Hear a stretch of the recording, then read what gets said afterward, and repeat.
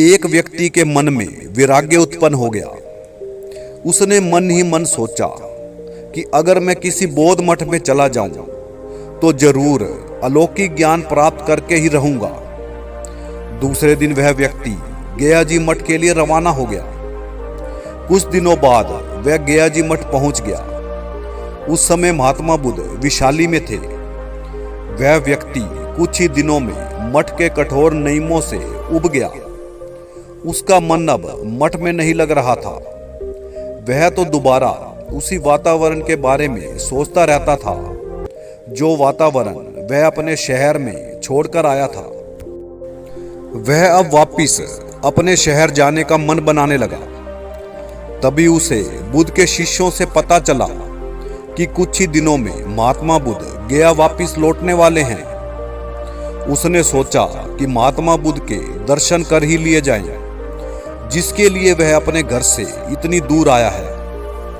परंतु विचार दिमाग पर हावी थे। उसकी सोचों में उसके मोहल्ले का वातावरण समा चुका था। उसका मन कर रहा था कि उड़कर अपने शहर वापिस चला जाऊं।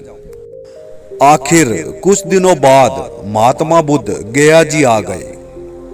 बड़ा मन पक्का करके कुछ दिनों बाद उस व्यक्ति ने महात्मा बुद्ध से कहा कि महात्मा, वह अब वापिस अपने शहर जाना चाहता है। आया तो वह बौद्ध भिक्षु बनने था, परंतु उसका मन यहाँ नहीं लगा।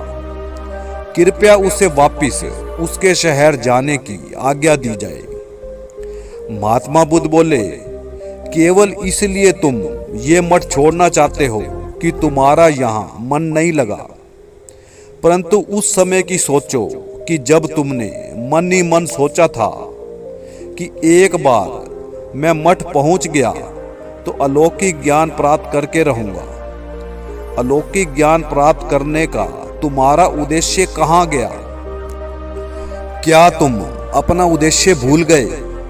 तो वह व्यक्ति बोला, महात्मा, मैं भूला कुछ नहीं। मुझे अब तक याद है कि जब मैंने आपका स्मरण करके ये सोचा था कि अगर मैं मठ में पहुंच गया तो अलौकिक ज्ञान की प्राप्ति करूंगा, परंतु लगता है कि ये मेरा सपना पूरा नहीं होगा।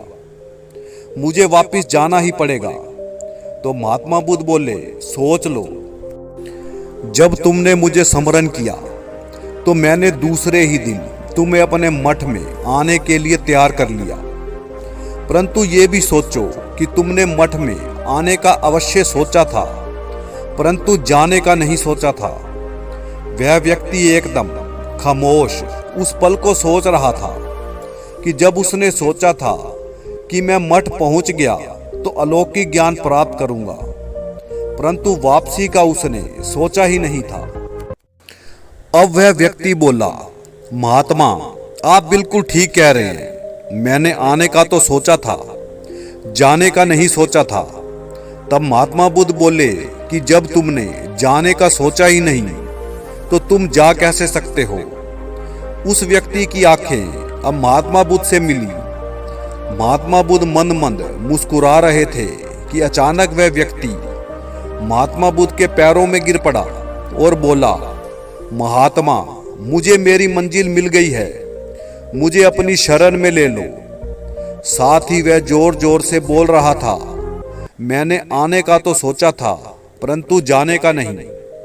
अब मुझे मेरी मंजिल मिल गई है तो मैं क्यों जाऊं? इतना कहकर वह व्यक्ति महात्मा बुद्ध से आशीर्वाद लेकर आश्रम के कामों में ऐसा व्यस्त हो गया जैसे उसे यहाँ आए सालों हो गए हों। इसी प्रकार एक बार साधारण वेशभूषा में एक शहर का राजा रात्रि भ्रमण को निकला तो देखा कि आग जलाए 4 आदमी बैठे हैं। राजा भी उनके पास जा बैठा और आग सेकने लगा। उन्होंने राजा से पूछा कि तुम कौन हो? तो राजा बोला, मुझे अपना दोस्त समझो।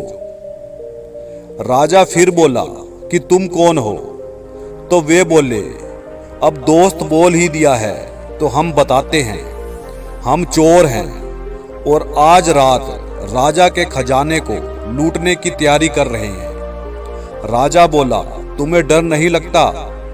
राजमहल में इतना कड़ा पहरा, फिर भी तुम चोरी की बातें सोच रहे हो? तो वे बोले, दोस्त, हम अपना रास्ता खुद बनाते हैं और चोरी करते हैं, ये पहरा तो कुछ भी नहीं। तब राजा बोला कि मैं पहले राजमहल का नौकर था, मुझे राजमहल का एक एक रास्ता पता है। अगर अपने दोस्त पर विश्वास है तो मेरे साथ चलो। चारों बोले, दोस्त बोला है तो यकीन करना ही पड़ेगा। अब राजा ने उन चारों चोरों को अपने साथ लिया और चोर रास्ते से खजाने में ले आया। अब वह चारों चोर चाबियां लगाकर तिजोरियां खोलने की कोशिश कर रहे थे, परंतु कोई भी तिजोरी उनसे नहीं खुली। चोरों ने अब वापस जाने का मन बना लिया। राजा चोर रास्ते से ही उन्हें बाहर तक ले आया। चोर अपने रास्ते चले गए। राजा महल में वापस आ गया। अब राजा ने उस चोर रास्ते पर भी पहरा कड़ा कर दिया कि कहीं वही चोर खजाना न लूट ले। परंतु अगले ही दिन रात को राजमहल में शोर मचा कि खजाने की सभी तिजोरियां खुली पड़ी हैं, ना जाने चोर क्या क्या ले गए हैं।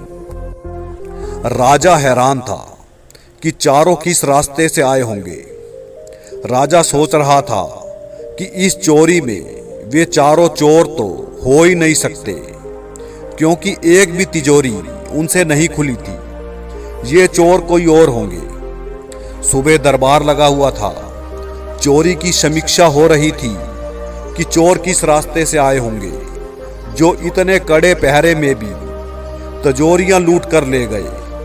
तभी राजा को दरबार में वही चारों चोर एक थैली हाथ में पकड़े आते दिखाई दिए। चारों अब राजा के सामने खड़े थे और एक थैली उनके हाथ में थी।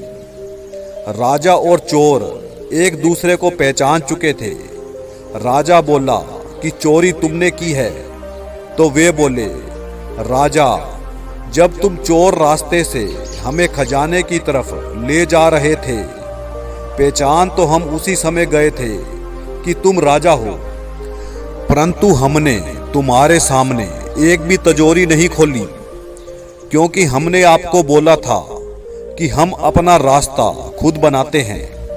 और राजा, हम दोस्तों से गद्दारी नहीं करते। दूसरे दिन हमने पल भर में सारी तिजोरियां खोल दी, परंतु स्वर्ण मुद्राओं की यही छोटी सी थैली ही अपने साथ ले गए कि दरबार में हम ये थैली अपने दोस्त राजा को वापस करेंगे।